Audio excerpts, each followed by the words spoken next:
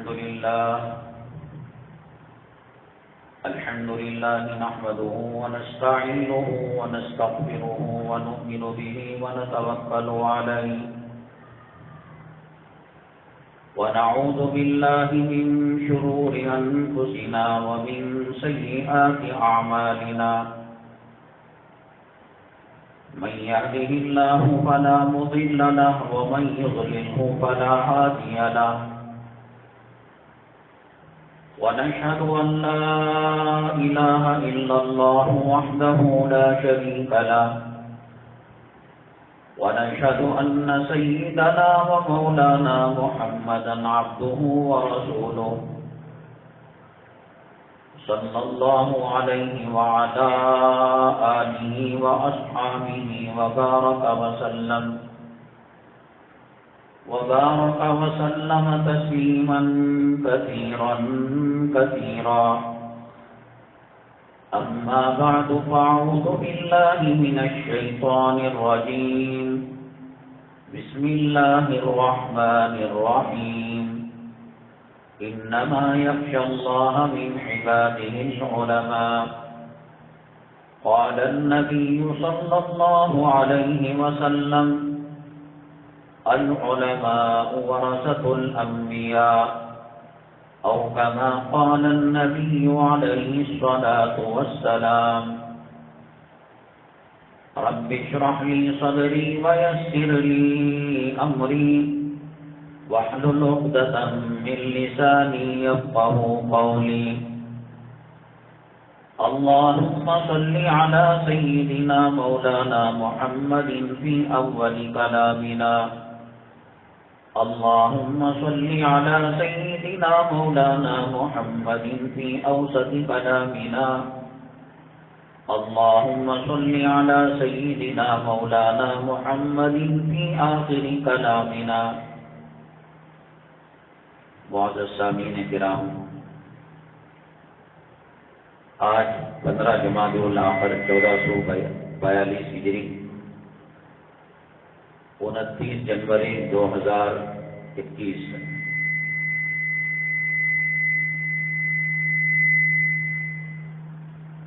آج کے جمعے کے بیان کے اہم عنوانات یہ ہیں.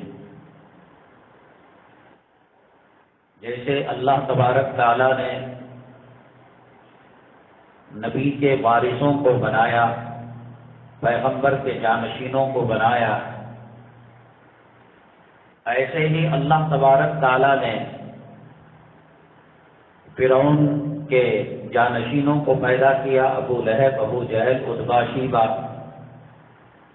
نبی کریم صلی اللہ علیہ وسلم کے زمانے میں جو دشمن تھے، جیسے صدیق کے جانشین ہیں، عمر کے جانشین ہیں رضوان اللہ علیہم اجمعین، ایسے ہی ابو جہل، ابو لہب، عتبہ، شیبہ کے بھی جانشین ہیں. اور یہ سلسلہ چلتا رہے گا.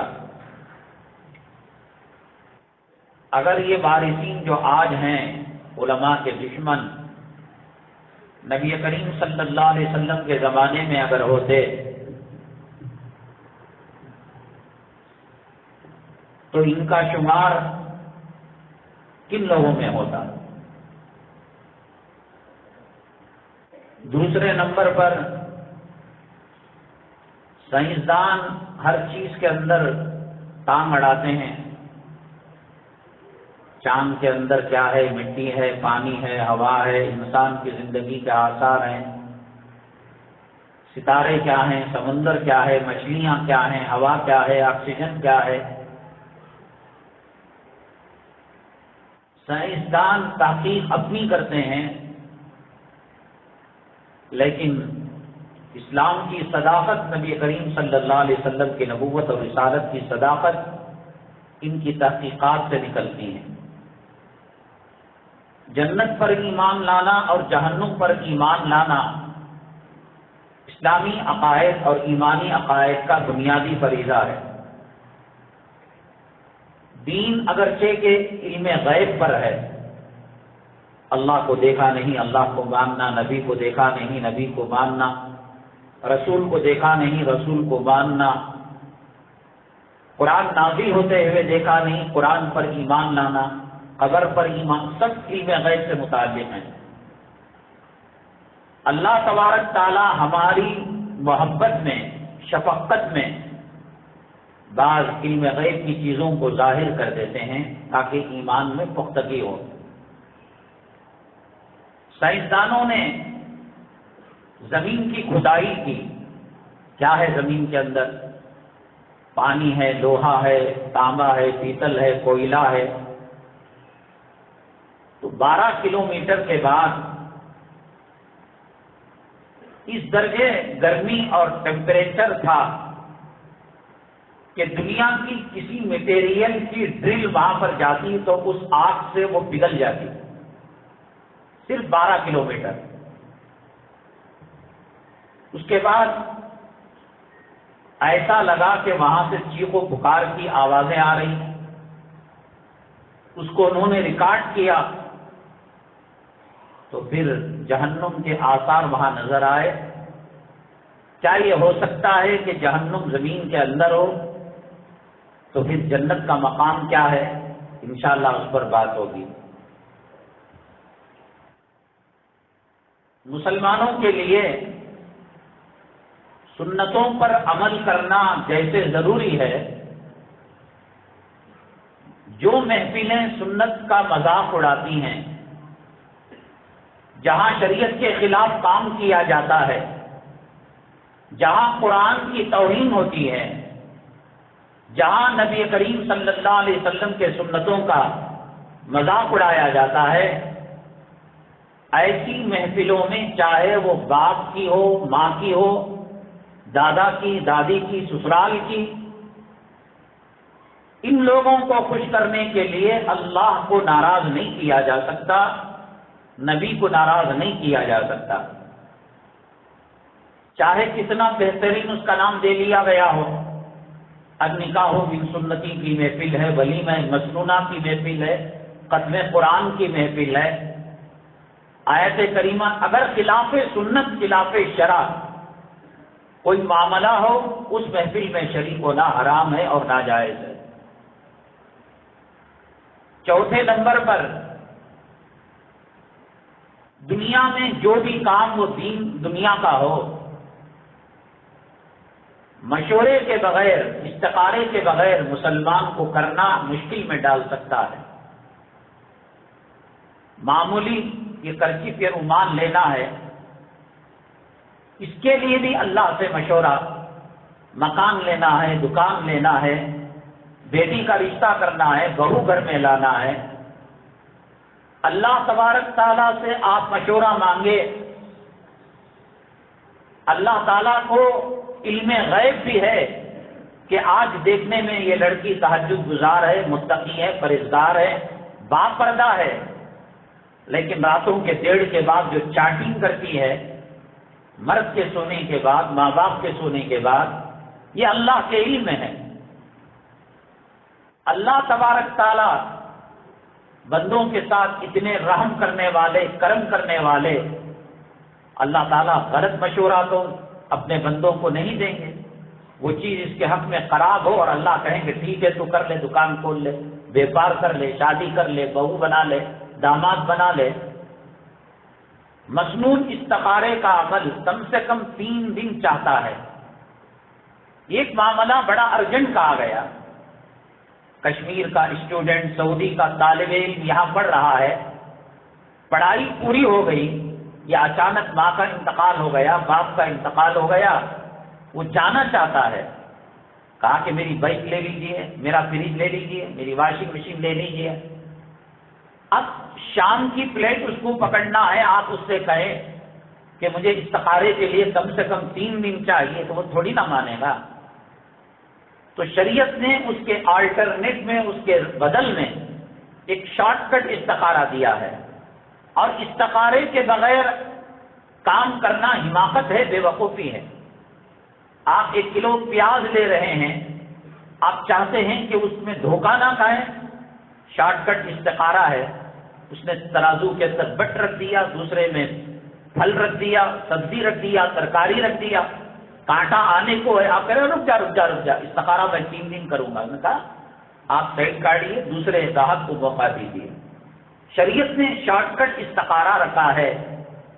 اللہ کا احسان اور نبی کریم صلی اللہ علیہ وسلم کی امت پر شفقت، بالکل کچھ سیکنڈ کے اندر اللہ تبارک تعالیٰ فیصلہ دل میں ڈال دیتے ہیں.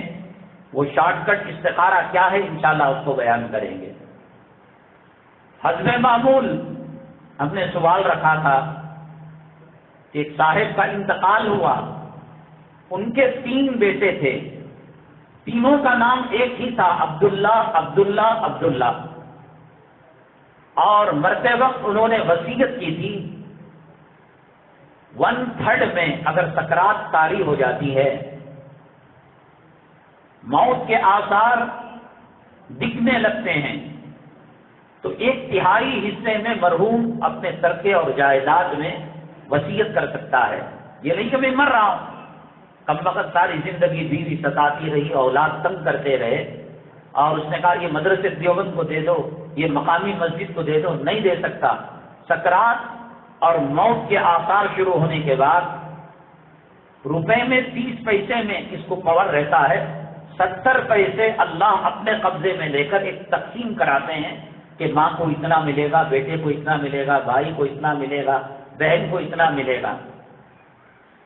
تو 1/3 حصے میں جو وصیت وہ کر رہا تھا، اس نے کہا 3 بیٹے تھے، تینوں کا نام عبداللہ تھا، عبداللہ کو ملے گا، عبداللہ کو ملے گا، عبداللہ کو نہیں ملے گا. اب وہ کون سے عبداللہ کو ملے گا، کون سے عبداللہ کو نہیں ملے گا، یہ پوچھنے تک باپ کی روح قبض ہو گئی. معاملہ قاضی تک گیا.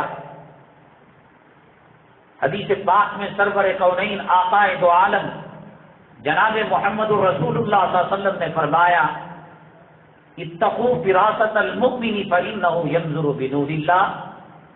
مومن کی جو چالاکی ہوتی ہے، فراست ہوتی ہے، اللہ تبارک تعالیٰ فرماتے ہیں اس سے بچو کہیں آپ تکلیف میں نہ آ جائیں.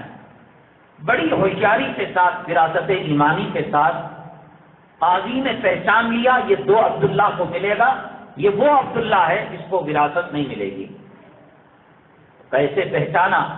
انشاءاللہ اس سوال کا جواب دیں گے. آتے ہیں ہم اپنے مرکزی عنوان کی طرف.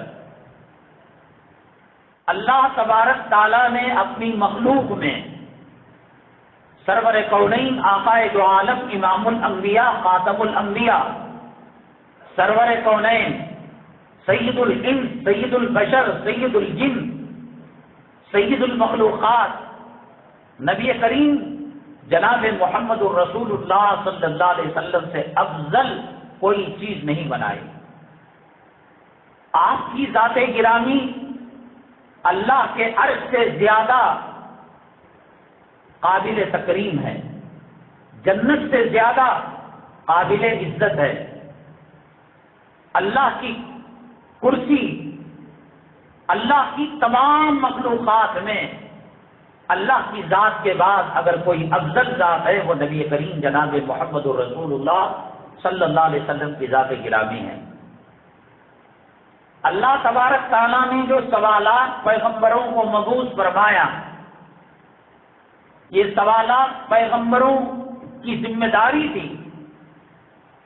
نبی کو پہلے اپنی نبوت کا اقرار کرنا پڑتا ہے.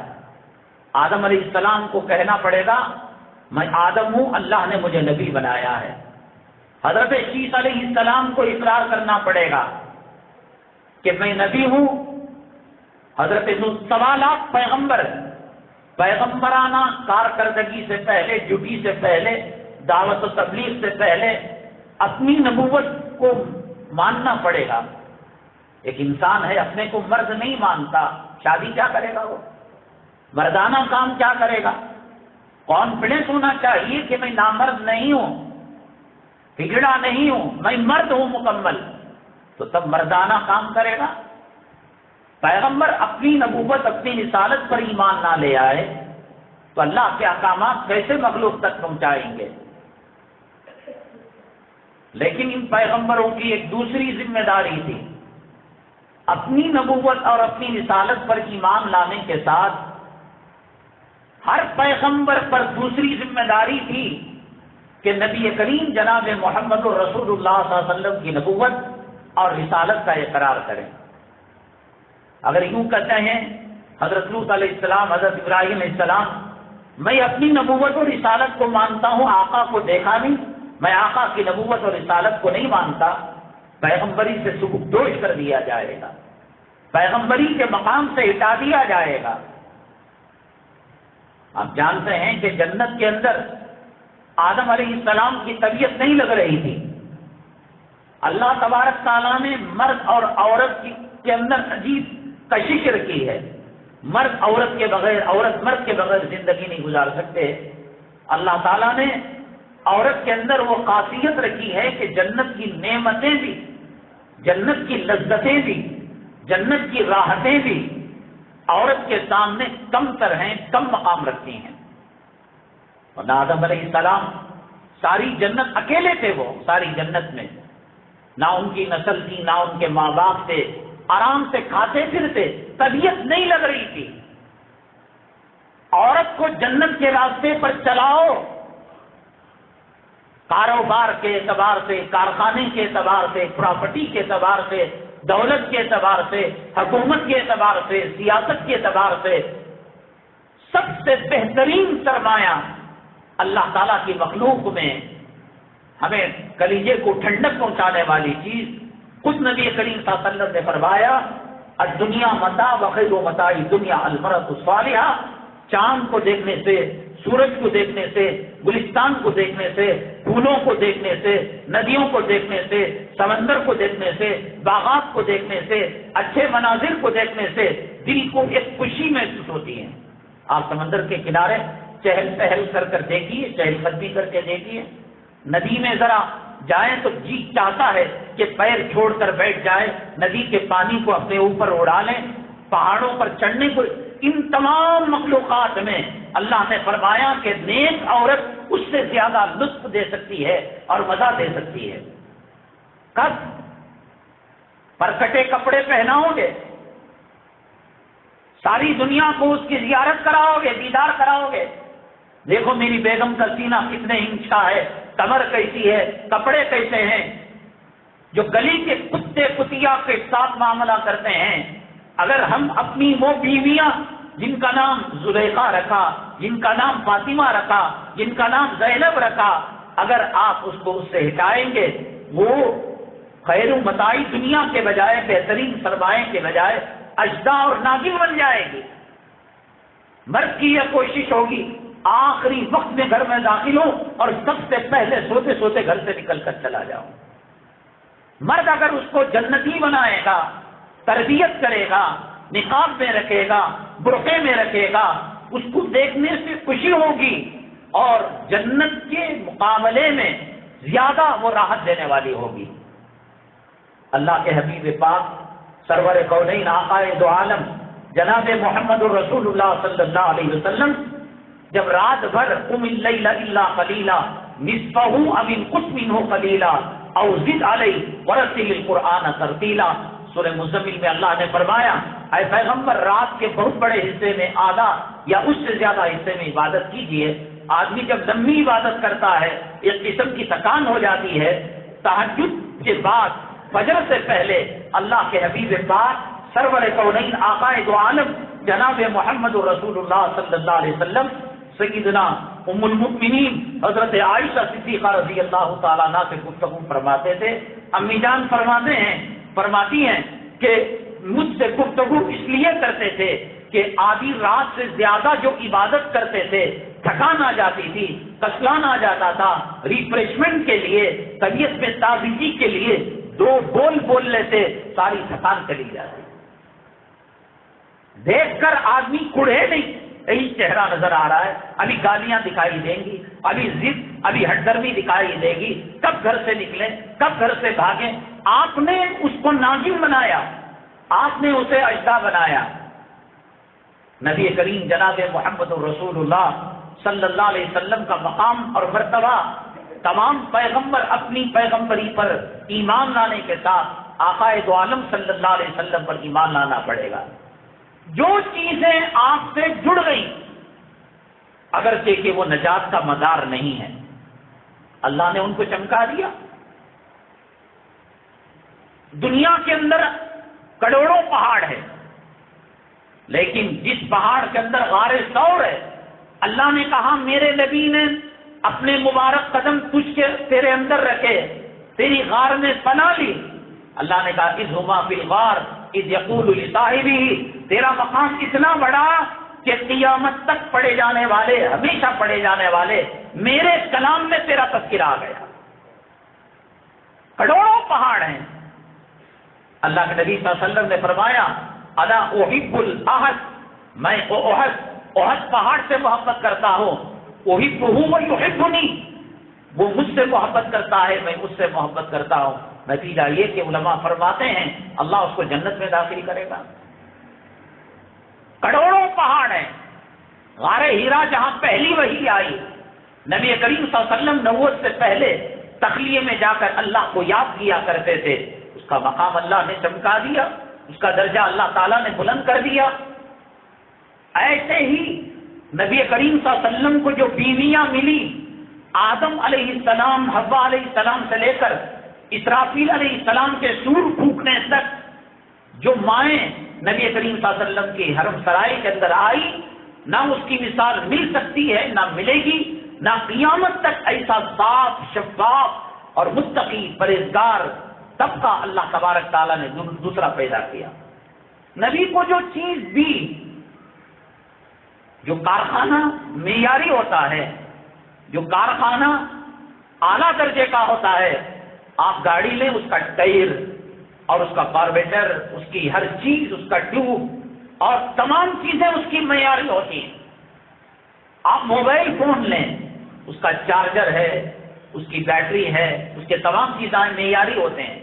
اللہ نے نبی کریم صلی اللہ علیہ وسلم کو جو چیزیں دیں وہ تمام کے تمام معیاری۔ حضرت خدیجہ رضی اللہ تعالیٰ عنہ جیسی عورت علاء الدین کا چراغ لے کر ڈھونڈنے سے نہیں ملیں گی۔ صحابہ دیے معیاری دیے۔ ابو بکر جیسا قیامت تک کے لیے کوئی مثال پیش نہیں کر سکتا۔ خالد بن ولید جیسا، طلحہ جیسا، زبیر جیسا کوئی سخاوت میں، کوئی دریا دلی میں، کوئی علوم کے اندر، کوئی حکمت کے اندر، کوئی معاشرت کے اندر، کوئی کاروبار کے اندر، کوئی تہجد کے اندر، کوئی بیویوں کے سلوک کے اندر، کوئی تہذیب تمدن کلچر کے اندر، ایسی مثالیں نہ اس سے پہلے کسی پیغمبر کو ملی ہیں، نہ قیامت تک مل سکتی ہیں۔ نبی کو جو خاندان دیا، اہل بیت کا خاندان، ایسا خاندان، ایسا قبیلہ نہ آیا ہے نہ قیامت تک آ سکتا ہے۔ نبی جس شہر کے اندر آئے، لا اقسم بہذا البلد وانت حل بہذا البلد، اللہ نے اس شہر کی قسم کھائی۔ یہاں سبحان اللہ پڑھو، 10 نیکیاں اخلاص کی بنیاد پر، 70 نیکیاں، 100 نیکیاں اللہ کے حرم میں مکے میں پڑھیں گے، 1,00,000 نیکیاں۔ کیوں؟ اللہ کا کعبہ ہے اس لیے۔ اللہ کا کعبہ تو پہلے بھی تھا، صفا مروہ پہلے بھی تھا، مزدلفہ پہلے بھی تھا، عرفات پہلے بھی تھا، مینا پہلے بھی تھا۔ لا اقسم بہذا البلد وانت حل بہذا البلد، اے میرے محبوب تیرے قدم مکے میں پڑے، تیری جائے پیدائش مکے میں ہوئی، ہم نے اس کا مقام اونچا کر دیا۔ مکے کے لوگوں نے ستایا، مدینہ طیبہ گئے، اللہ نے جنت البقیع کو دے دیا، جنت کے ٹکڑے ریاض الجنہ کو دے دیا، مسجد نبوی کو دے دیا۔ مکہ مکرمہ کے اندر رہ کر صبح میں ایک عمرہ کیا، دوپہر میں ایک عمرہ کیا، ہر نماز کے بعد ایک عمرہ کیا۔ محمد صلی اللہ علیہ وسلم گھبرانے کی کوئی بات نہیں، مسجد قباء میں جا کر 2 رکعت نماز پڑھو گے، ہم عمرے کا ثواب دے دیں گے۔ نبی کریم صلی اللہ علیہ وسلم سے جو چیز لگتی گئی، اللہ نے ان کا مقام چمکا دیا۔ مکے میں رہے، مکے کا مقام چمکا دیا۔ حضرت اسود کو بوسہ دیتے ہوئے حضرت سیدنا عمر الخطاب رضی اللہ تعالیٰ نے فرمایا، اے حجر اسود، میں تیری عظمت، تیری جلالت، تیری بزرگی، تیرے لوگوں کے گناہوں کو معاف کرنے کا عنصر جو اللہ نے رکھا، اس وجہ سے بوسہ نہیں دے رہا ہوں، میں اس وجہ سے بوسہ دے رہا ہوں حجر اسود، تیرا مقام اس لیے بڑا ہے، تیری عظمتیں اس لیے 4 چاند ہوئی ہیں، میرے محبوب کے لب اس پر تجھ پر لگے ہوئے ہیں۔ جس گھوڑے پر سوار ہوئے وہ گھوڑوں کا شہنشاہ بن گیا، جس اونٹ پر سوار ہوئے وہ اونٹوں کا سردار بن گیا، جس پہاڑ میں قیام کیا اللہ نے اس کو تذکرہ کلام پاک میں کر دیا۔ قیامت تک کے لیے اللہ نے آپ کی نسل اور آپ سے جڑنے والے جو سید لوگ ہیں، جو آل رسول صلی اللہ علیہ وسلم کہلاتے ہیں، کسی کے پاس سند ہے کسی کے پاس نہیں ہے، اللہ بہتر جانے۔ کوئی نو مسلم ہوتا ہے، سید غوث نام رکھ لیتا ہے، سید جمیل، وہ کہاں سے ہو گئے؟ وہ تو نو مسلم ہے۔ لیکن نبی کریم صلی اللہ علیہ وسلم سے بحث جڑنے کی وجہ سے اللہ تبارک تعالیٰ نے سیدوں کا مقام اونچا کیا ہے۔ حضرت جنید بغدادی رحمت اللہ علیہ بادشاہ کے پہلوان تھے۔ بادشاہ دلچسپی کے لیے سال میں ایک آدھ مرتبہ جب مزاج خراب ہو جاتا، موڈ خراب ہو جاتا، لوگوں کا مزاج خراب ہو جاتا، کشتی کرواتا۔ حضرت جنید بغدادی رحمت اللہ علیہ کو کوئی نہیں پچھاڑ سکتا تھا، کوئی نہیں مار سکتا تھا، کوئی نہیں شکست دے، بڑے تگڑے طاقتور قوی سید خاندان کا ایک غریب، پاخے پر پاخے، چولہا جلے ہوئے کئی مہینے ہو گئے، کھانے کو نہیں مل رہا ہے، حرام کام نبی کا خاندان والا کر نہیں سکتا، زکات مال کا میل ہے، سید نہیں لے سکتا۔ گھر میں بیٹھ کر مشورہ کیا۔ جنید بغدادی جو بادشاہ ابھی رحمت اللہ علیہ نہیں بنے ہیں، اللہ والے نہیں بنے ہیں، کہا کہ ان سے کشتی کرنا چاہیے، اور بادشاہ جب میں جیت جاؤں گا تو انعام ملے گا، ہمارے گھر کی حالت سدھر جائے گی، چولہا جلے گا، بچوں کو کھلونے ملیں گے، گھر میں راحت کے اسباب آئیں گے۔ لوگوں نے کہا دماغ خراب ہے، بڑے بڑے پہلوانوں کو جنید بغدادی رحمہ اللہ تعالیٰ پچھاڑ دیتے ہیں۔ مچھر کا ہاتھی سے مقابلہ، چونٹی کا اونٹ سے مقابلہ۔ کہا کہ دیکھیں ایک تیر یہ بھی لگا کر دیکھیں۔ اعلان ہو گیا، جیسے انڈیا پاکستان کی میچ ہوتی ہے اور دلچسپ مرحلے میں داخل ہو جاتی ہے، سارے لوگ اسٹیڈیم کے اندر جمع ہو گئے۔ آج ایک کمزور کا ایک شاہی پہلوان سے ٹکر ہے، مقابلہ ہے۔ اب کیا ہوگا، تب کیا ہوگا؟ کشتی سے پہلے ہاتھ ملتے ہیں، گلے ملتے ہیں دو مخالفین۔ تو وہ جو کمزور سے پتلے سے آدمی سے سید گھرانے کے، انہوں نے حضرت جنید بغدادی رحمت اللہ علیہ کے کان میں کہہ دیا، میرے بھائی گھر میں چولہا جلے ہوئے مدتوں ہو گئے، دانے دانے کو ترس رہے ہیں، بھوک سے بچے بل بلا رہے ہیں، میں سید خاندان کا ہوں، چوری نہیں کر سکتا، زکات نہیں لے سکتا، عام صدقے نہیں لے سکتا، میں کیا کروں، بہت مجبور ہوں، لاج رکھ لینا سید کی۔ پتہ نہیں کب کون سی بات دل پر اثر ہو جائے، اللہ تعالیٰ نے جنید بغدادی کے دل کو کھول دیا، رحم آ گیا، وہ جان بوجھ کر اس پہلوان سے شکست کھا گئے۔ لوگوں نے کہا نہیں نہیں، یہ فکس میچ ہے، یہ طے شدہ میچ ہے، بادشاہ خطرناک ہو گیا، تم دلگی کرتے ہو، مذاق کرتے ہو، ایسا نہیں ہوگا، پھر لڑو۔ پھر پچھاڑ دیا اس کمزور آدمی نے، پھر لڑو، پھر پچھاڑ دیا۔ جنید تمہیں کیا ہو گیا ہے؟ چھوڑو، جانے دو، وقت وقت کی بات ہے، دربار سے نکال لیا۔ بادشاہ نے حضرت جنید بغدادی کو کہ بھرے بجوے میں، شہر میں، گاؤں میں، دیہات میں، میری محکوم عوام کے سامنے تم نے میری ناک کاٹ دی، بے عزتی کر دی، اور جو انعام دینا تھا دے کر بھیج دیا۔ خواب میں فرشتوں کو بھیجا، کہا میرے خاندان کے غریب کی عزت تو نے رکھ لی، جنید ہم تیرے سر پر ولایت کا، قطبیت کا، ابدال کا تاج پہناتے ہیں۔ دنیا میں کروڑوں مرتبہ سورج ڈوبے گا، ابھرے گا، ستارے چمکیں گے، غروب ہوں گے، لیکن جب تک دنیا رہے گی، قیامت برپا ہوگی، اللہ تجھے تیرے نام کو روشن کرے گا۔ معیار نہیں ہے نبی کے خاندان میں پیدا ہونا جنت میں جانے کے لیے۔ ابو طالب نبی کریم صلی اللہ علیہ وسلم کے خاندان کے ہیں، چچا ہیں، ابو لہب رشتے کا معیار نہیں ہے کہ ابو لہب جنت میں چلا جائے گا، ابو طالب جنت میں چلے جائیں گے۔ احترام اکرام اہل بیت کا کہ نبی کریم صلی اللہ علیہ وسلم سے نسبت ہو گئی۔ سمنقند میں ایک خاتون تھی، سیدہ خاتون تھی، بہت پریشان تھی، فقر و فاقے کا شکار تھی۔ گئے اور ایک مالدار سے کہا میں سید ہوں، بھیک مانگ سے ہوئے شرم آتی ہے، میرے بچوں کا رات کا رونا دیکھا نہیں جاتا، تڑپنا دیکھا نہیں جاتا، کچھ مدد کر دو۔ سمنقند کے سیٹھ نے کہا کہ تمہارے سید ہونے پر کوئی دلیل ہے، ثبوت ہے، ڈاکومنٹ ہیں؟ ہر کوئی کہہ دے گا، آ کر مال لے کر چلا جائے گا، دولت لے کر چلا جائے گا۔ ایک آتش پرست مجوسی یہ حرکت دیکھ رہا تھا کہ خاتون رو رہی تھی، گڑ گڑا رہی تھی۔ جب اس سیٹھ کے گھرانے سے جو مسلم تھا الگ ہوئی تو مجوسی اپنے گھر لے کر گیا، کہا کہ بہن صاحبہ جو چاہے غلہ لے لو، اناج لے لو، جتنا چاہے کھا لو، آپ استعمال کر سکتی ہیں، آپ کا دکھ درد دیکھا نہیں جا سکتا۔ چنانچہ وہ لے کر گئی، خواب میں دیکھا ساتھیوں نے کہ یہ مجوسی جنت میں ٹہل رہا ہے۔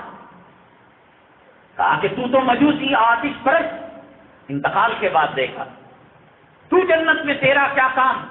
کہا کہ میں نے سیدہ خاتون کا اکرام احترام کیا، اللہ نے موت سے پہلے فرشتوں کو بھیج کر کلمہ پڑھا کر ایمان کی حالت میں مجھے رخصت کیا۔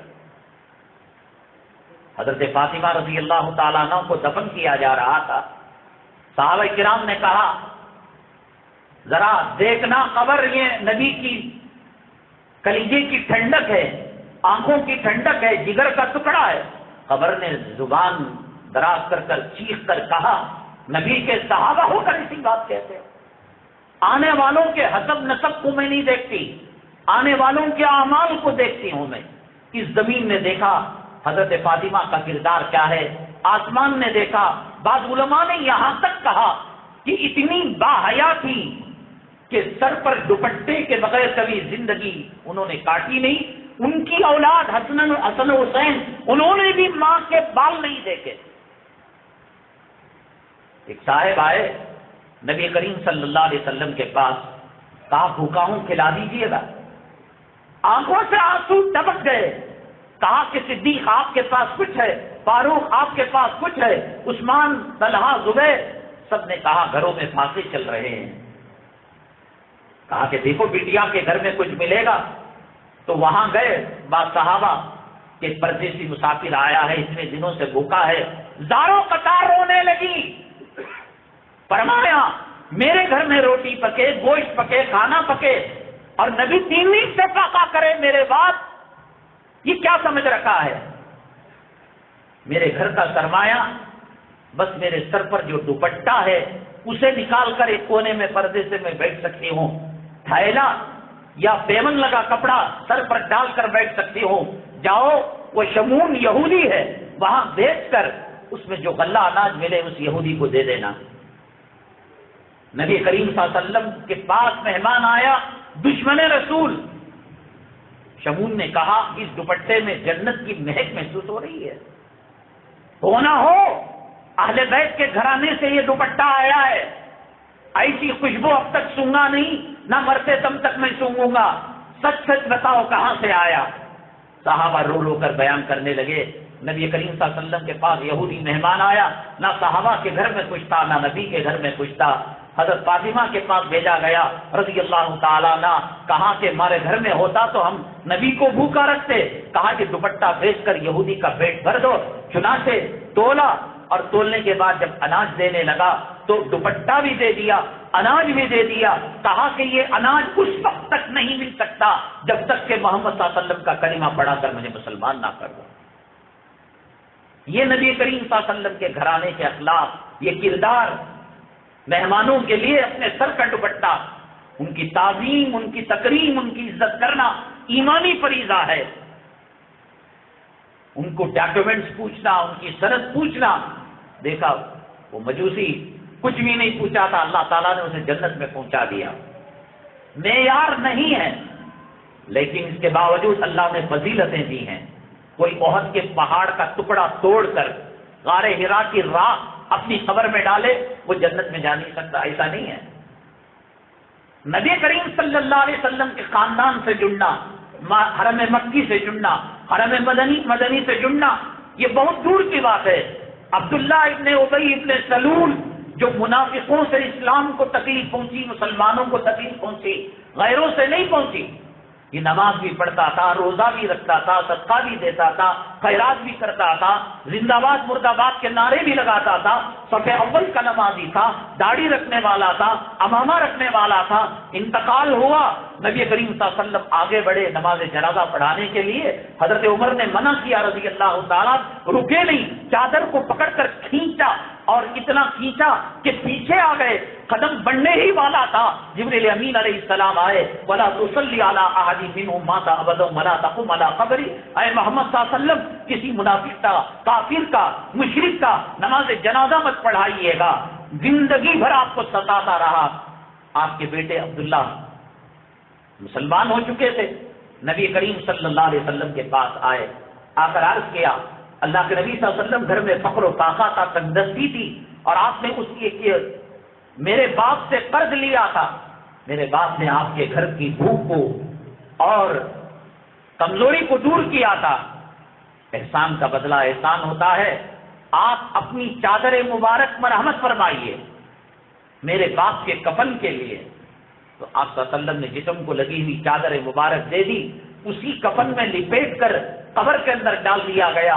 علماء نے کہا ابی ابن سلول کو عذاب نے ٹچ نہیں کیا، پسیاں نہیں ملی، اجزا نہیں آیا، بچھو نہیں آیا، عذاب قبر قریب نہیں آیا، جب تک کہ اس چادر کو دماغ نے زمین نے کھا کر ختم نہ کر دیا۔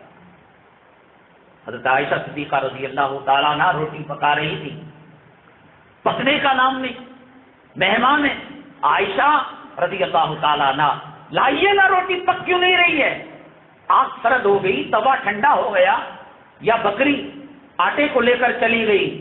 نہیں میرے آقا آپ آئیے دیکھیں تو صحیح، چولہا بھی صحیح ہے، آگ بھی لگ رہی ہے، توا بھی گرم ہے، آٹا بھی صحیح ہے، روٹی نہیں پک رہی ہے۔ تو اس کے بعد کہا عائشہ اس پیڑے کی روٹی بنائی آپ نے، یہ قیامت تک نہیں پک سکتی، آگ جل جل کر جنگل کے درخت ختم ہو جائیں گے اور زمین سے اگنے والے کھیتوں کے گیہوں نیست و نابود ہو جائیں گے، میرے رب کی قسم عائشہ یہ روٹی نہیں بن سکتی۔ کہا کیوں؟ کہا اس پر محمد کا ہاتھ لگا ہے صلی اللہ علیہ وسلم، جس پر میرا ہاتھ لگ جائے جہنم کی آگ، دنیا کی آگ حرام ہو جائے۔ یہ تمام فضیلتیں معیار جنت نہیں ہیں، خاندان کا ہونا، قبیلے کا ہونا، سید کا ہونا، دنیا میں اللہ عزتوں سے نوازتے ہیں، قیامت کے دن کوئی کہے میں سید ہوں میں بچ جاؤں گا، نہیں بچ سکتا۔ حضرت فاطمہ رضی اللہ تعالیٰ عنہ فرمایا فاطمہ یقیناً تو میری بیٹی ہے، لخت جگر ہے، نور نظر ہے، جو لینا ہے لے لے، قیامت میں ایک نیکی کم ہوگی اور تو کہے گی میں خاتم الانبیاء کی نور نظر ہوں، لخت جگر ہوں، میری بیٹی یاد رکھ لینا میں ایک نیکی تجھے دے نہیں سکتا۔ پیغمبروں کی مثالیں، نوح علیہ السلام بیٹے کے ساتھ، ابراہیم علیہ السلام باپ کے ساتھ، لوط علیہ السلام بیوی کے ساتھ، رسول اللہ صلی اللہ علیہ وسلم چچا کے ساتھ کیا معاملہ کریں گے؟ جب ان کے ساتھ نسبتیں اتنی عزت دلا رہی ہیں، دنیا میں مقام رفعت دلا رہی ہیں، تو نبی کریم صلی اللہ علیہ وسلم کے جو روحانی اولاد ہے، یہ تو جسمانی اولاد ہے، جنت کا معیار نہیں ہے، جو روحانی اولاد ہے جس کو اللہ کے نبی صلی اللہ علیہ وسلم نے فرمایا کہ العلماء ورثۃ الانبیاء، علماء نبی کے وارث ہیں۔ آپ نے فرمایا علماء کا مقام اور مرتبہ ایسا ہے جیسے 14ویں کے چاند کا مقام و مرتبہ ستاروں کے سامنے ہے، اور فرمایا علماء امتی کا انبیاء بنی اسرائیل، میری امت کے علماء بنو اسرائیل کے پیغمبروں کی طرح ہیں۔ اب پیغمبر آئیں گے نہیں، ایک روایت میں فرمایا جو علماء کو ستاتا ہے، جو علماء کو تنگ کرتا ہے، جو علماء کی پگڑیوں سے کھیل کھیلتا ہے، فرمایا نبی کریم صلی اللہ علیہ وسلم نے وہ میرا مذاق اڑاتا ہے، مجھے تکلیف پہنچاتا ہے، اور جو مجھے تکلیف پہنچاتا ہے وہ اللہ کے ساتھ اعلان جنگ کرتا ہے۔ نبی نے مقام، اللہ نے مقام دیا ہے۔ قرآن لانے کے لیے میں نے بتایا سب سے پاورفل ذی قوت عند ذی العرش مکین مطاع ثم امین وما صاحبکم بمجنون، کون دیا وحی لانے؟ جبریل علیہ السلام۔ اربوں خربوں اللہ کے کعبے کے پاس 70,000 فرشتے طواف کرتے ہیں، اور ایک مرتبہ چلے جانے کے بعد قیامت تک ان کا دوبارہ نمبر نہیں آتا۔ کسی کو بھیج دیتا حضرت موسیٰ علیہ السلام کے پاس الگ فرشتے کو، نہیں، اللہ کی وحی، اللہ کا قرآن نبی تک جانا ہے۔ سب سے قیمتی فرشتہ کائنات میں جب نبی ہوتا ہے، سب سے قیمتی انسان ہوتا ہے۔ جب پیغمبر ہوتے ہیں، پیغمبر سے اعلیٰ، پیغمبر سے افضل اللہ کسی کو نہیں بناتے۔ سیدنا عیسیٰ علیہ السلام جب پڑھنے لگے، بولنے لگے، گھر والوں نے، ماں صاحبہ نے ان کو مکتب میں بھیجا کہ الف با تا ثا سیکھے۔ استاد اور شاگرد میں استاد کا مقام اونچا ہوتا ہے، شاگرد کا مقام سیکنڈری ہوتا ہے۔ گئے عیسیٰ علیہ السلام پڑھنے کے لیے، اگر استاد پڑھا دیتا اعوذ باللہ من الشیطان الرجیم پڑھو، الف پڑھو، با پڑھو، تو حضرت عیسیٰ کے مقابلے میں استاد کا مقام اونچا ہو جاتا۔ نبی کریم صلی اللہ علیہ وسلم کے ناموں میں ایک نام امی نام ہے۔ امی کے معنی ان پڑھ کے، گنوار کے۔ اس کا مطلب یہ کہ اس دھرتی پر نبی کا کوئی استاد نہیں ہے، شیخ نہیں ہے، اللہ تبارک تعالیٰ نے ڈائریکٹ شاگرد بنایا نبی کریم صلی اللہ علیہ وسلم کو۔ حضرت جلیل علیہ السلام پوشمید کا کام کیا کرتے تھے۔ میں نے کہا بابا یہ 2 روٹی لینا، غلام مدرسے کو دے آنا، تو اس نے دی روٹی، میں نے دی ہے روٹی۔ اللہ نے نبی کو قرآن پہنچایا تو اللہ تعالیٰ معلم ہے، نبی شاگرد ہیں۔ جبریل علیہ السلام استاد نہیں ہیں، کیونکہ استاد اگر ہوتا ہے، استاد شاگرد کے اندر استاد کا مقام اونچا ہوتا ہے، نبی کا مقام گھٹ جاتا ہے۔ اللہ نبی کو سب سے اونچے درجے میں رکھتے ہیں۔ عیسیٰ علیہ السلام کو مکتب میں داخل کیا گیا، استاد بلایا، آؤ بیٹھو، پڑھو الف۔ حضرت عیسیٰ علیہ السلام نے کہا الف کا ترجمہ بتائیے۔ سر کھجانے لگے، کوئی الف کا کوئی ترجمہ ہوتا ہے، کوئی معنی مطلب ہوتا ہے؟ یہ اتنی لمبی کیوں ہوتی ہے؟ یہ تنہا کیوں ہوتی ہے؟ یہ اتنے سوالات قائم کیے کہ مدہوش ہو گیا استاد۔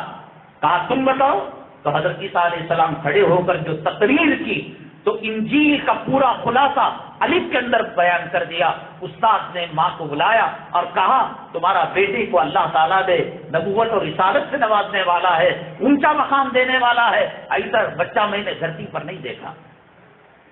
تو جیسے پیغمبر اپنے زمانے کے سب سے افضل لوگ ہوتے ہیں، علماء اب اس دھرتی پر آسمان کی سے جب علماء حق ہو، علماء سو کے بارے میں اللہ کے نبی صلی اللہ علیہ وسلم نے فرمایا ایک زمانہ آئے گا کہ زمین کے اوپر آسمان کی چھت کے نیچے علماء کا ایک طبقہ ہوگا جو قرآن کو بیچے گا، مسائل کو بیچے گا، شریعت کو بیچے گا، دین کا ٹھٹا کرے گا۔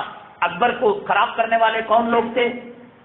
میں نے کہا کہ ماضی قریب تک لوگ جیسے فیملی ڈاکٹر رکھتے ہیں، علماء کو رکھا کرتے تھے، بچے کا عقیقہ کیسے کریں، منڈن کیسے کریں، اور کیا نام رکھیں، بچے کو کون سا لباس پہنائیں، یہ سب ماحول تھا۔ بادشاہ اورنگزیب عالمگیر رحمت اللہ علیہ ملا جیون کو رکھا تھا، سینکڑوں علماء کو رکھتے تھے، ان کی نگرانی میں حکومت اور سلطنت کا نظام چلا کرتا تھا۔ اللہ کے نبی صلی اللہ علیہ وسلم نے فرمایا جب یہ بگڑیں گے آسمان کے نیچے زمین کے اوپر، ان سے خطرناک کوئی اور نہیں ہوگا، فتنہ ان سے نکلے گا اور انہی میں داخل ہوگا، اور جو ماننے والی قوم ہوگی وہ تباہ ہو جائے گی، برباد ہو جائے گی۔ اکبر اللہ والا تھا، اکبر دیندار تھا، اکبر نمازی تھا، اکبر نبی کی نبوت کا قائل تھا۔ ابو الفضل اور فیضی یہ 2 عالم تھے جنہوں نے نبی کی سیرت یا قرآن کا ترجمہ بغیر نقطہ لگائے کے کیا، ان کے اس مقام پر پہنچے ہوئے تھے۔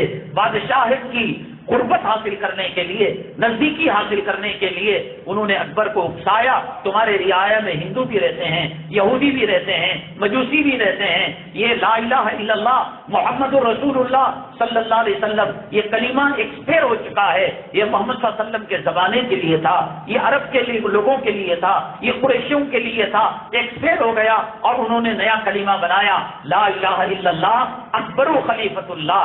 گائے ختم ہو گئی، بکری ختم ہو گئی، بھیڑ ختم ہو گئی، دمبا حرام ہو گیا، سور جائز ہو گیا، کتا جائز ہو گیا، شراب جائز ہو گیا، غیر مسلم سے شادی کرنا جائز ہو گیا۔ بگاڑنے والے کون تھے؟ یہ علماء ابو الفضل اور فیضی تھے۔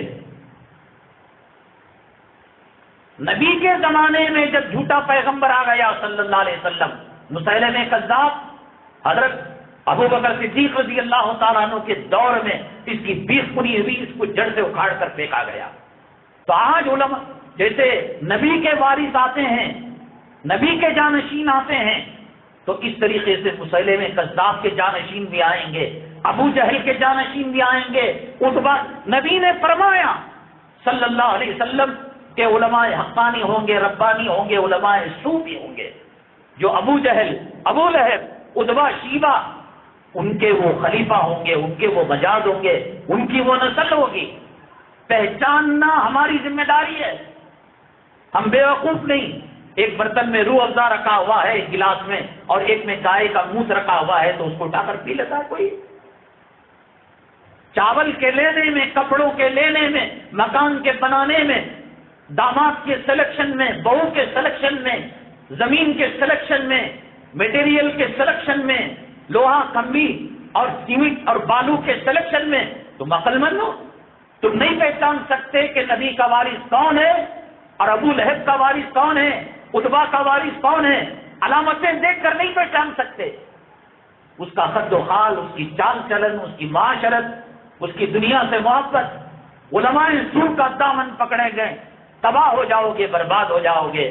علماء حقانی کے دامن پکڑے بغیر نہ دنیا میں ہم کامیاب ہو سکتے ہیں، نہ آخرت میں کامیاب ہو سکتے ہیں۔ جیسے فرشتوں میں سب سے افضل فرشتے کو سلیکٹ کیا گیا اپنی کتاب کے لیے، رسالت نبوت کے پیغام رسانی کے لیے، پھر زمین پر سب سے بہترین طبقہ انبیاء علیہ الصلوۃ والسلام کا رکھا گیا، تو انبیاء علیہ السلام کے رخصت کے بعد، رسول اللہ صلی اللہ علیہ وسلم کے وصال مبارک کے بعد جو جانشین طبقہ بنایا گیا وہ کائنات میں سب سے قیمتی طبقہ ہے، عقل کے اعتبار سے، وراثت کے اعتبار سے، امانت کے اعتبار سے، دیانت کے اعتبار سے، نہ جورو کام آنے کی، نہ مال کام آنے کا، نہ دولت کام آنے کی، نہ بچے کام آنے کے، نہ پراپرٹی کام آنے کی، کام آئیں گے یہ علماء ربانی کام آئیں گے۔ پیغمبر کے زمانے میں صحابہ اپنی بارش کا مسئلہ، اپنی قحط کا مسئلہ، اپنے آنکھوں کی روشنی کا مسئلہ، اپنے پیٹ کے درد کا مسئلہ، اپنی بیوی کے ستانے کا مسئلہ، اپنے اولاد کی نافرمانی کا مسئلہ کس کے پاس لے کر جاتے تھے؟ ایک غزوے میں حضرت علی کرم اللہ وجہہ کے آشور چشم ہو گیا، آنکھیں جلنے لگی، بولتے ہیں آنکھیں آ گئے۔ رسول اللہ صلی اللہ علیہ وسلم نے علاج کیا۔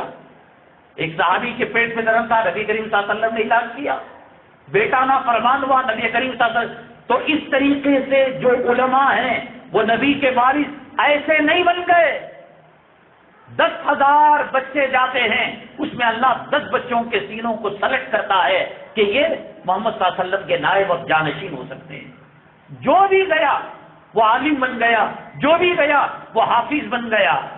اللہ تبارک تعالیٰ جیسے فرشتوں میں جبریل امین کو سلیکٹ کیا، پیغمبروں میں 1.25 لاکھ پیغمبروں کو سلیکٹ کیا، صحابہ میں کروڑوں انسانوں میں نبی کریم صلی اللہ علیہ وسلم کی صحبت کے لیے سلیکٹ کیا، ازواج مطہرات میں ایسی بے مثال خواتین باپردہ باحیا، ان کو چنا، بیٹیوں کو چنا، خاندان کو چنا، پہاڑ کو چنا، مکے کو چنا، مدینے کو چنا، ریاض الجنہ کو چنا، بقیع کو چنا۔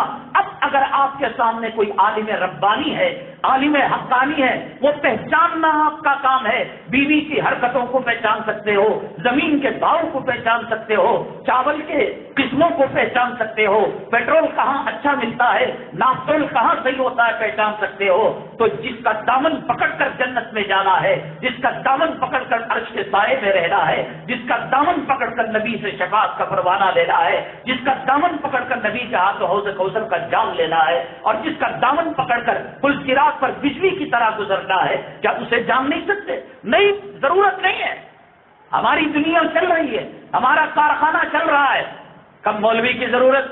جب میاں بیوی کے طلاق کی نوبت آ جائے، خلع کی نوبت آ جائے، اولاد نافرمان ہو جائے، بیٹی غیر کے ساتھ بھاگ جائے، عالم سے جڑا ہوتا، حیا کی تعلیم پائی ہوتی، شرم کی تعلیم پائی ہوتی، اپنی بیٹیوں بہوؤں کو عصمت اور پاک دامنی کی چادر پہنائی ہوتی، علماء کا دامن پکڑا ہوتا، تو آج یہ نوبت دیکھ لینے نہیں آتی۔ داڑھی مڑے زیادہ ہیں، جوروں کے غلام زیادہ ہیں، بے نمازی کتے زیادہ ہیں، غیروں سے تعلق رکھنے والے زیادہ ہیں۔ کیوں؟ علماء کو کوئی حیثیت نہیں دی۔ بادشاہ علماء کی عزت کیا کرتے تھے، بادشاہ اپنے دربار میں علماء کو رکھا کرتے تھے۔ پہلی کا چاند دیکھنے کے بعد ان علماء اور بزرگان دین کی خدمت میں جا کر تحفے دے کر پہلے شام کی مبارکبادی دیا کرتے تھے. اب رہ گیا ختنہ کی دعا کرانے کے لیے، جنازے کی نماز پڑھانے کے لیے، قبر کے سامنے فاتحہ پڑھنے کے لیے، اور کاروبار کم ہو، وی سی آر کا کاروبار ہو، گندی فلموں کا کاروبار ہو، انٹرنیٹ کا کاروبار ہو. مل گیا کاروبار ختم. عالم کو دعا کی درخواست کے لیے. آج ڈاکٹر کے بغیر جیسے زندگی نہیں ہو سکتی، علماء ربانی اور علماء حقانی کے بغیر زندگی نہیں ہو سکتی.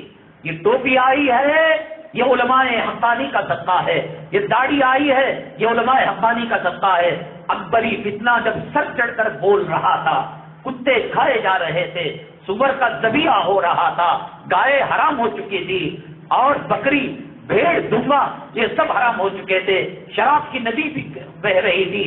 اکبر کے محل کے اندر ہر دھرم کے مارنے والی اس کے اندر بیویاں تھیں، بیگمات تھیں. کون ٹکر لیا اکبر سے؟ کون ٹکر لیا؟ کون سے ڈاکٹر نے لیا؟ کون سے انجینئر نے لیا؟ کون سا ایم پی نے لیا؟ کون سے ایم ایل اے نے لیا؟ یہ تھے حضرت مجدد الفسانی رحمت اللہ علیہ. جیل میں ڈال دیا گیا.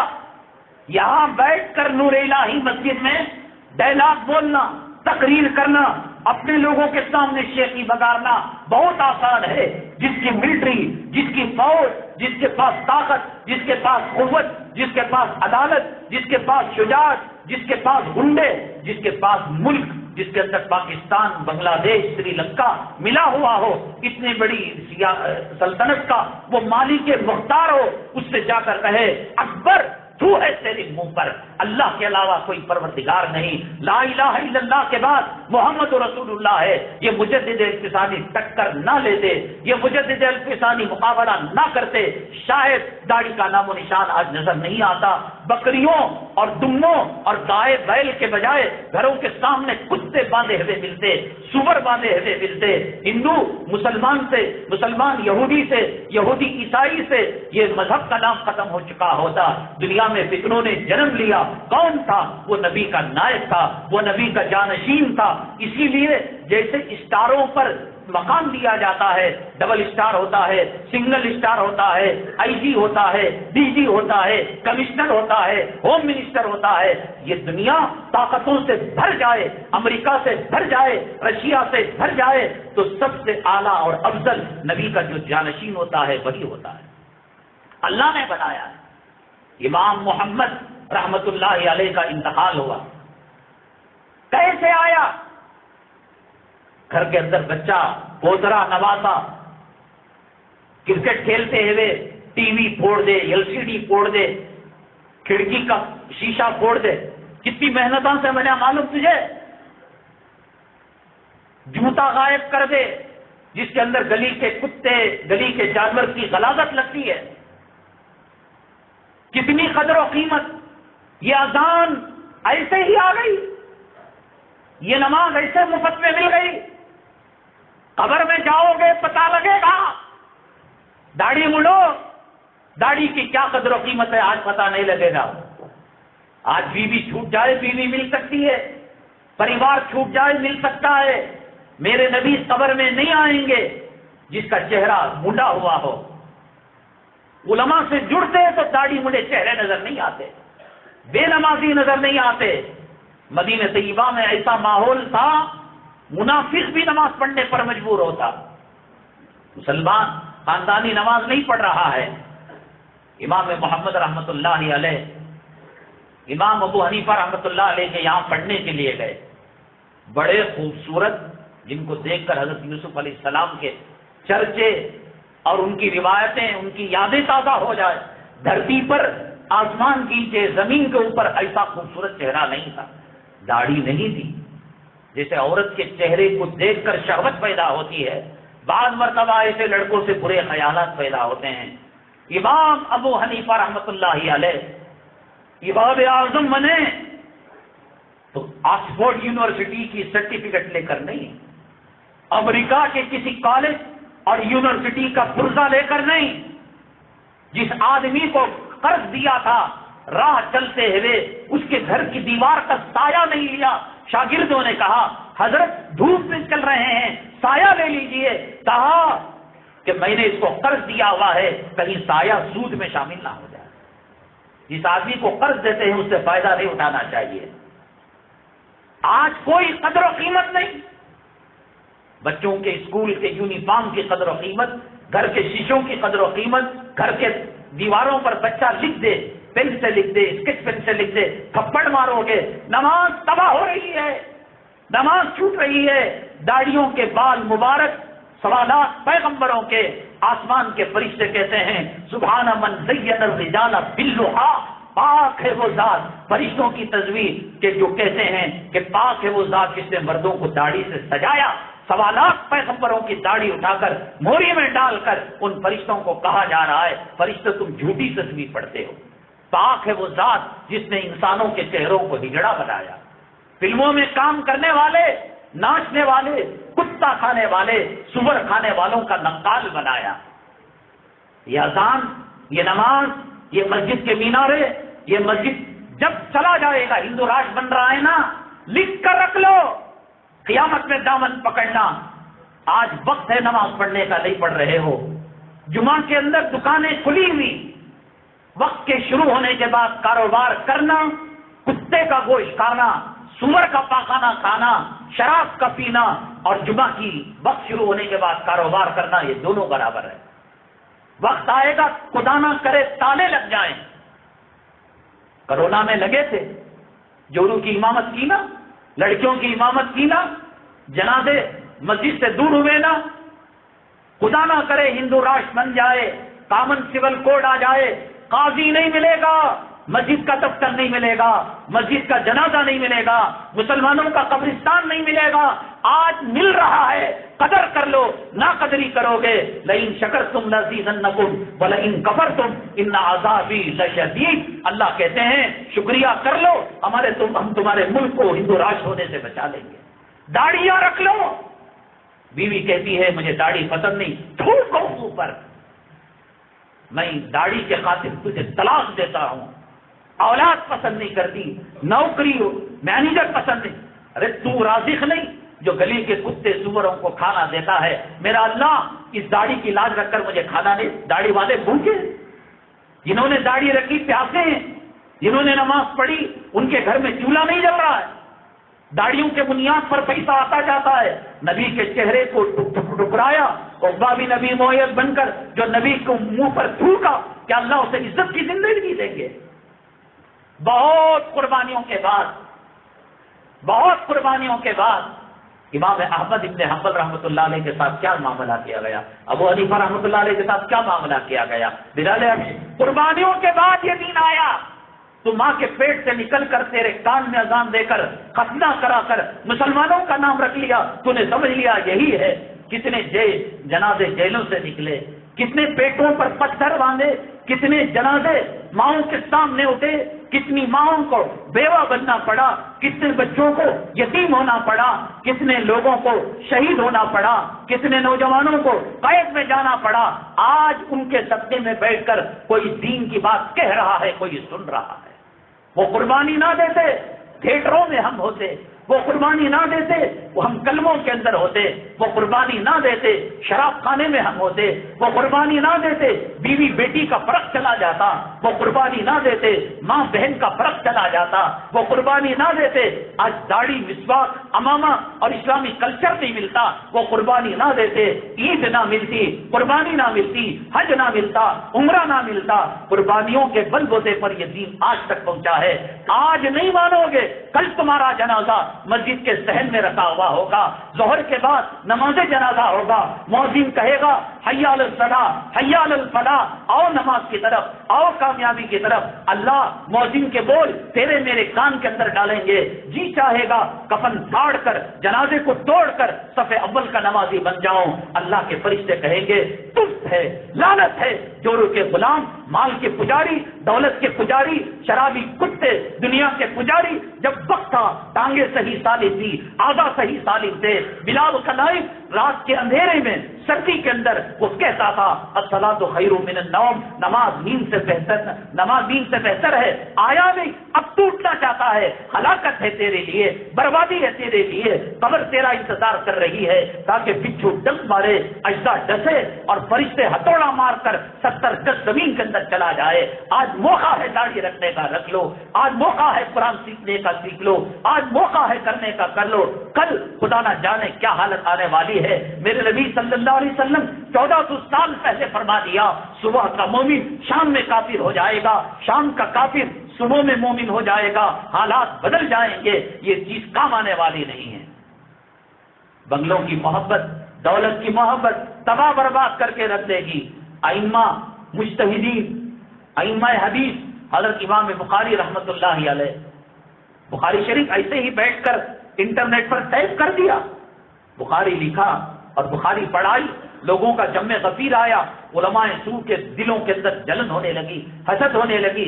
بادشاہ کو اکسایا، بادشاہ سے کہا کہ تمہارے بچوں کو پڑھانے کے لیے امام بخاری کو کہو کہ وہ آپ کے دربار میں آ کر پڑھائے.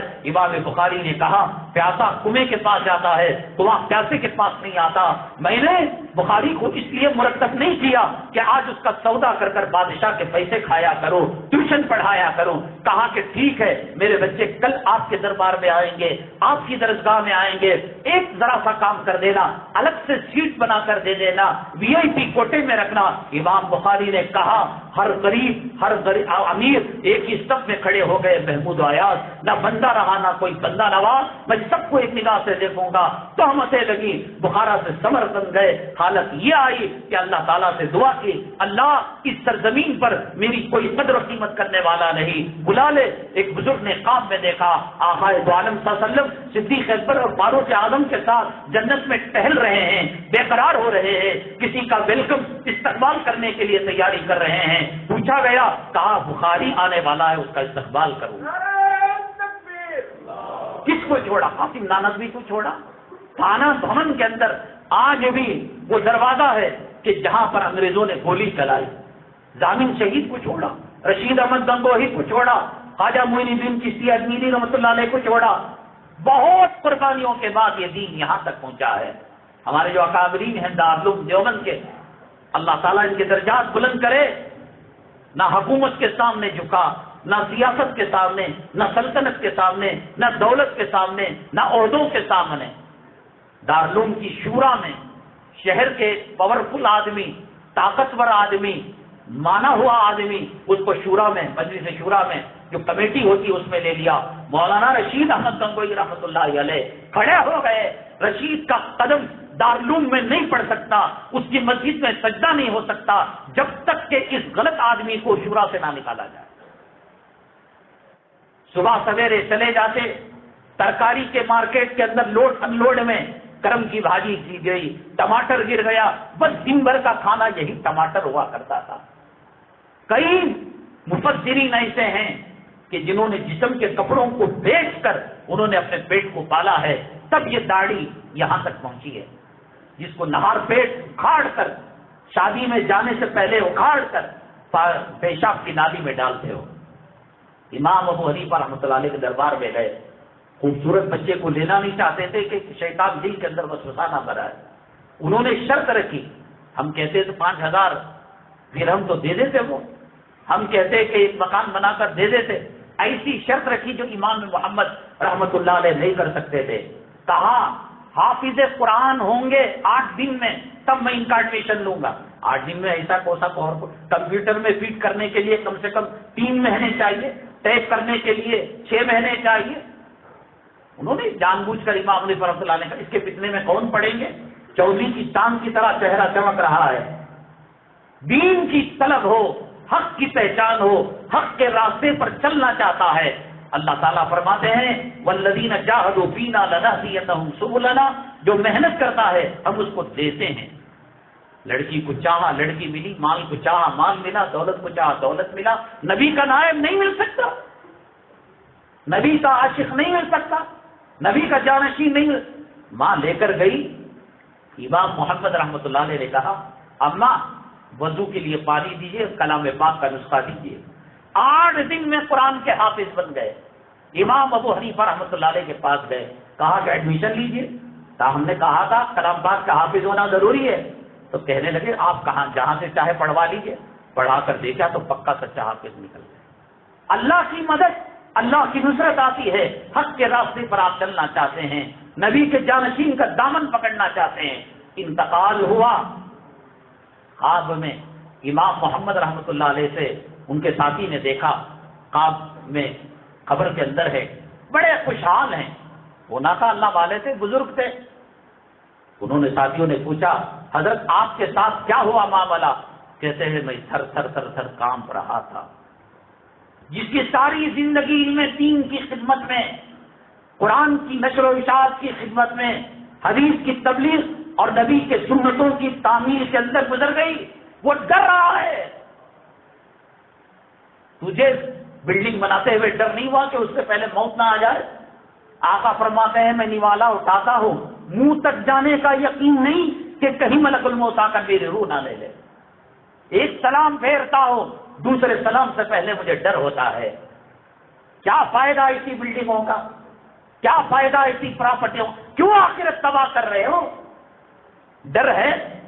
اچھا بھائی 1 کروڑ لوگ مر رہے ہیں، ہم بھی مریں گے تو کیا سکرات کی سختی کم ہو جائے گی؟ 1 لاکھ آدمی مرچ کھا رہے ہیں، میں بھی ان کے ساتھ مرچ کھاؤں گا تو مرچ میٹھی ہو جائے گی؟ موت کی سختی برحق ہے، سکرات کی تکلیف برحق ہے، عذاب قبر برحق ہے، کوڑے کا مارا جانا برحق ہے.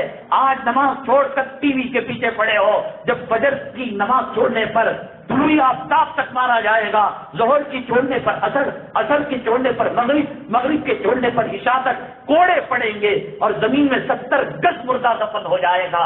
کب پتہ لگے گا ہائے یا لیتنی کنت ترابا، کاش میں مٹی ہو جاتا، کاش میرے ساتھ حساب و کتاب کا معاملہ نہ ہوتا. آج پڑھ لو نماز. امام محمد رحمۃ اللہ علیہ آج دن میں جن کے سینے میں اللہ نے اپنے قرآن کو رکھا، وہ کانپ رہا، کہتا ہے میں ڈر رہا تھا، میں کانپ رہا تھا. منکر نکیر آئیں گے، سوالات پوچھیں گے، جواب میں کیسے دوں گا؟ فرماتے ہیں اللہ تعالیٰ نے آواز لگائی، میرے پیارے بندے محمد، ابو حنیفہ رحمۃ اللہ علیہ کے شاگرد ڈر رہا ہے، ڈرنے کی کوئی ضرورت نہیں. تجھے عذاب دینا ہوتا تو تیرے سینے میں قرآن نہ رکھتا، نبی کی تعلیمات کو نہ رکھتا، نبی کی تعلیمات کو رکھا، سنتوں کو رکھا، قبر میں تکلیف دینے کے لیے. علماء یہ وہ طبقہ ہے جن کو اللہ تعالیٰ نے کہا کہ قیامت کے دن ان کو پکارا جائے گا. کہاں ہیں علماء؟ آئیں گے، اللہ عرش کے نیچے ان کی دعوت کرے گا. ڈاکٹر کی نہیں کرے گا، منسٹر کی نہیں کرے گا، لائر کی نہیں کرے گا. زندگی گزارنے کے لیے جیسے بادشاہ لوگ علماء حق کو اپنے دربار میں رکھا کرتے تھے، زندگی کی گاڑی بغیر علماء ربانی کا دامن پکڑے چل نہیں سکتی. آپ نے دوست آپ کی شناخت کسی عالم کے جوتے سیدھا کرنے والے سے ہو جائے.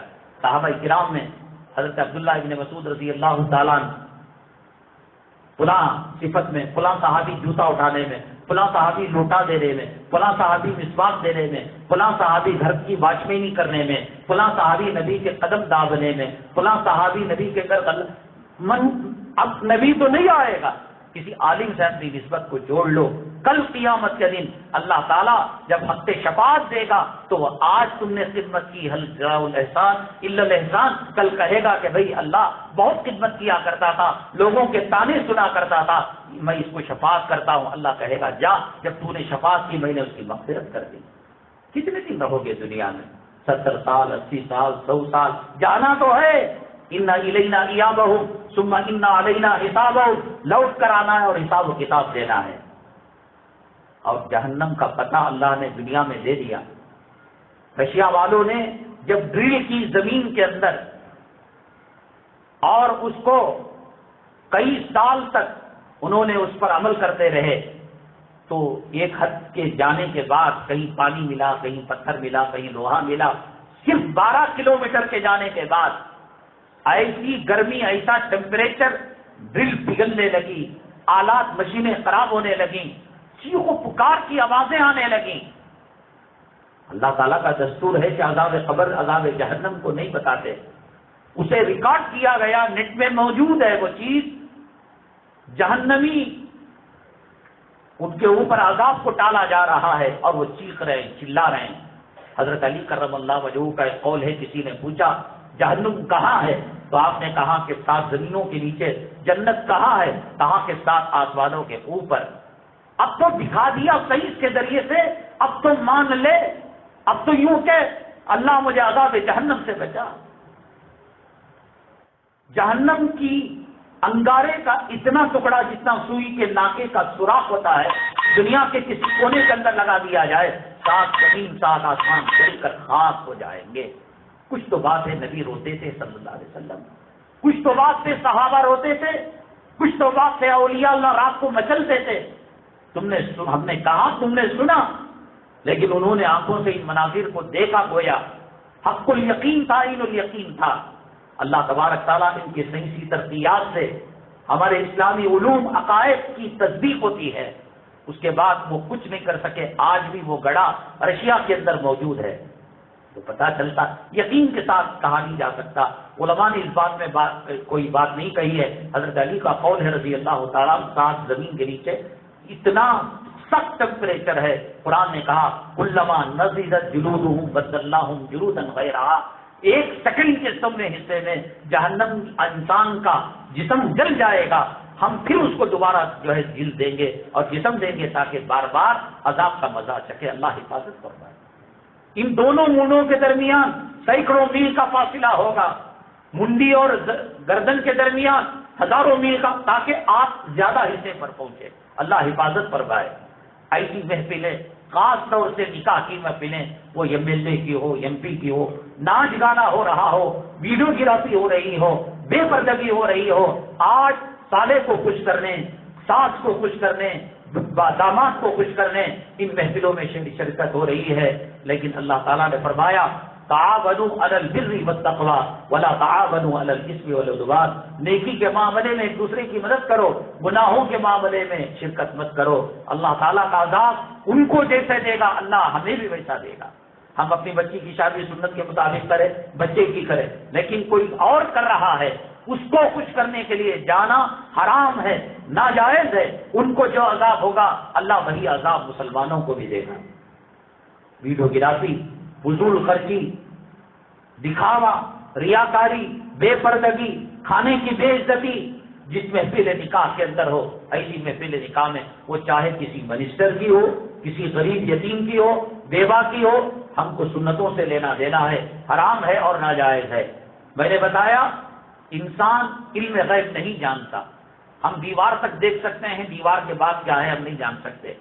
ہم پھل دیکھ سکتے ہیں، پھل کے اندر کیڑا ہے نہیں ہے نہیں جان سکتے۔ یمین کو دیکھ سکتے ہیں، پانی کڑوا ہے، میٹھا ہے، کم ہے، زیادہ۔ اللہ عالم الغیب والشہادہ ہے۔ یہ نبی کریم صلی اللہ علیہ وسلم کی جوتوں کی نسبت سے اللہ نے امت کو یہ نعمت دی ہے۔ اصل مسنون استخارہ یہ ہے 2 رکعت نفل نماز پڑھے اور پھر دعا کرے اللہ یہ خیر ہے تو مقدر فرما، شر ہے تو دور فرما۔ یہ زمین لینا ہے، مکان۔ استخارے کے بغیر شادیاں تباہ ہو جائیں گی، داماد ظالم بن جائے گا، بہو خونخوار بھیڑیا بن جائے گی۔ پوچھیں گے کس سے؟ ولیوں سے، علماء سے، اللہ سے پوچھیے۔ اللہ عالم الغیب والشہادہ ہے۔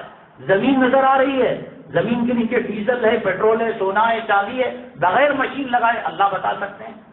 تو اس کا مصنون طریقہ یہ ہے کہ 2 رکعت نفل نماز پڑھی جائے اور دعا کی جائے اللہ ہم اس بہو کو دیکھ کر آئے ہیں، خیر ہے مقدر فرما، شر ہے دور فرما۔ یہ کاروبار شروع کرنا چاہتے ہیں، اسے پارٹنر بنانا چاہتے ہیں، اور یہ سافٹ ویئر کمپنی میں ڈیوٹی کرنا، جو بھی ہو، اگر 3 دن نہیں ملے، آفر آیا کہ آج ہی تم کو انٹرویو دینا ہے، وضو کرے، درود پاک پڑھے، اور اس کے بعد چھوٹی سی چند سیکنڈ کی دعا، اللہم اغفر لی واغفر لی، اللہم اغفر لی واغفر لی، اللہم اغفر لی واغفر لی۔ گاڑی لینا ہے، 2 ویلر لینا ہے، 4 ویلر، جو بھی کام ہو، کرنے میں کیا برائی ہے؟ اللہ تعالیٰ ہمارے ساتھ برا معاملہ نہیں کرتے، اللہ تعالیٰ اچھا ہی مشورہ دیں گے۔ اگر وہ ہمارے حق میں عسیٰ ان تکرہوا شیئا وہو خیر لکم، قرآن کہتا ہے بعض مرتبہ بعض چیزوں کو ناپسند کرتے ہو حالانکہ وہ چیز تمہارے لیے اچھی ہوتی ہے، وعسیٰ ان تحبوا شیئا وہو شر لکم، بعض دیکھنے میں اچھی ہوتی ہیں اندر سے کیڑے پڑے ہوئے رہتے ہیں۔ اللہ ہمیں دھوکہ نہیں دیتا۔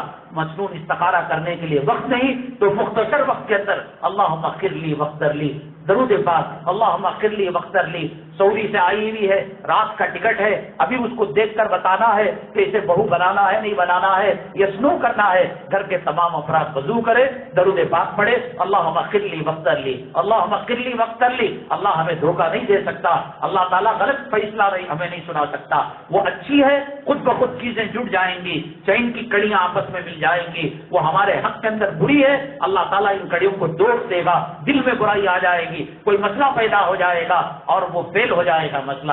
اس لیے بہت ضروری ہے، سنت ہے۔ ہم نے بتایا تھا کہ مرنے والے نے کہا، جس کے 3 بیٹے تھے، ایک کا نام عبداللہ اور ایک کا نام عبداللہ اور ایک کا نام عبداللہ، 2 عبداللہ کو پراپرٹی ملے گی، جائیداد میں وصیت میں حصہ ایک کو نہیں ملے گا۔ پوچھنے جا رہے تھے کون عبداللہ ہے جس کو نہیں ملے گا، اس کا انتقال ہو گیا، قاضی کے پاس معاملہ جا رہا تھا۔ یہ زمانہ نہیں تھا کہ ہوائی جہاز میں اڑ کر چلے گئے، 2 ویلر میں بیٹھ کر چلے گئے، وہ جانا چاہ رہے تھے، راستے میں بیابان آیا، جنگل کا علاقہ آیا، ایک آدمی روتا ہوا ملا، بھیا کیوں رو رہے ہو؟ کہا اونٹ کھو گیا ہے۔ تو اس میں سے ایک آدمی نے کہا تمہارا اونٹ کانا تھا، ایک آنکھ سے دیکھ رہا تھا؟ کہا کہ ہاں۔ کہا کہ تم نے کیسے پہچانا؟ کہا کہ صرف ایک طرف کی ہریالی چگ رہا تھا اور اس طرف کی ہریالی یوں کی تو باقی تھی، اگر 2 آنکھ ہوتی ادھر بھی منہ مارتا ادھر بھی منہ مارتا۔ اچھا ٹھیک ہے۔ دوسرے نے کہا اس کی دم کٹی ہوئی تھی، نے کہا کہ ہاں تمہیں کیسے پتا؟ کہا کہ جب وہ مینگنیاں ڈالتا ہے دم سے ہلاتا ہے، دم کٹی ہوئی ہے، ایک قطار کے اندر مینگنیاں پڑی ہوئی تھی۔ تیسرے نے کہا اس کا ایک پیر لنگڑا ہے۔ کہا کہ تمہیں کیسے معلوم؟ کہا کہ 3 قدم تو مضبوط اس کا نقشہ زمین پر پڑا ہے، 4تھا قدم کمزور سا پڑا ہے۔ میں نے سمجھ لیا۔ تو اس نے یہ کہا ہونا ہو تم ہی اس کو ذبح کر کر کھائے ہو، کانا ہونے کا بتا، لنگڑا ہونے کا بتا، دم کٹے ہونے کا بتا، اب تمہیں لے جاؤں گا قاضی کے پاس، مزہ لگے گا، جو اونٹ کھایا ہے پورا اس کو نکالنا پڑے گا۔ قاضی کے پاس گیا، مقدمہ دائر کیا۔ قاضی نے جب یہ چیزیں سنی کہ اس وجہ سے یہ بات کہی، کہا کہ یہ لوگ چور نہیں۔ اس کے بعد انہوں نے کہا قاضی صاحب ایک اہم مسئلے کے لیے آئے ہیں، ہمارا باپ مرتے ہوئے کہا عبداللہ عبداللہ ان کو ملے گا، عبداللہ نہیں ملے گا۔ تو قاضی نے کہا ٹھیک ہے، ہمارے مہمان خانے میں رک جائیے، آج کیسز بہت زیادہ تھے، میں تھکان میں چور ہو گیا ہوں، اور کچھ واچ مینوں کو ان کا تعاقب کرنے کے لیے، ان کی واچ مینی کرنے کے لیے اور ان کے کرتوتوں کو جاننے کے لیے لگا دیا۔ اس کے بعد جب روٹی اور سالن مہمانوں کے لیے آیا تو ایک نے کہا یہ گوشت کا جو سالن ہے کتے کا سالن ہے، دوسرے نے کہا یہ روٹی جو پکی ہوئی ہے حاملہ عورت نے پکائی ہے، تیسرے نے کہا قاضی جو ہے وہ نسل حرامی ہے۔ اب وہ تو ان کو تعاقب میں واچمینی کے لیے لگایا تھا، وہ بات سن کر جا کر اس کو بتا دیا کہ آپ کے بارے میں کہا کہ آپ حرامی ہیں، سالن کے بارے میں کہا کتے کا گوشت ہے، روٹی کے بارے میں کہا حاملہ عورت نے۔ تینوں کو بلایا، بلانے کے بعد پوچھا کیسے تم نے پہچانا؟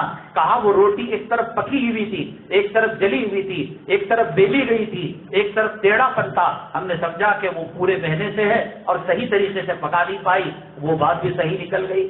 دوسرے سے پوچھا کتے کا گوشت کیسے جانا؟ اس نے کہا جو حرام جانور ہیں گوشت میں چربی میں گوشت ہوتا ہے اور جو حلال ہوتے ہیں گوشت میں چربی ہوتی ہے، چربی سے بھرا ہوا تھا، اب نے یہی سمجھا۔ تیسرے سے پوچھا تو نے قاضی کو کیسے حرامی کہہ دیا؟